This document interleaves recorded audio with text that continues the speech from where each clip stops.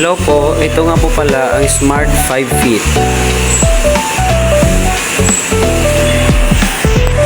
Dito po makikita yung printer head niya.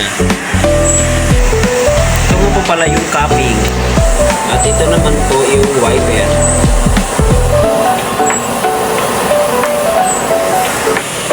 Siyempre po, bago po natin gagamitin yung machine, dapat po natin i-heat clean muna.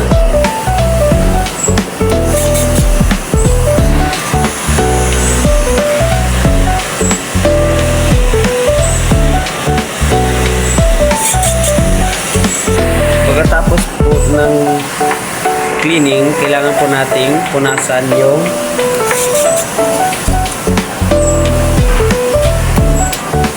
wiper niya. Sama na rin po yung cupping.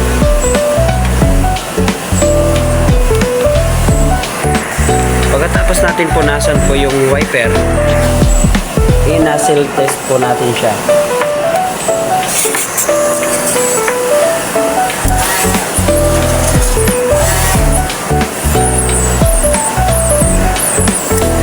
Kailangan po buo yung nozzle bago tayo mag-print.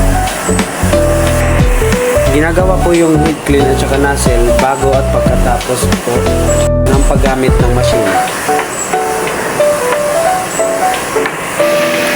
Dito nga po pala makikita yung ink tank. At yung ink level niya po nasa tama lang. Ito nga po pala yung AVR. At dito po makikita yung ink waste tank. Ito naman po yung ground wire niya. Ito nga po pala yung consumables. Yung output record po nasa system na rin po.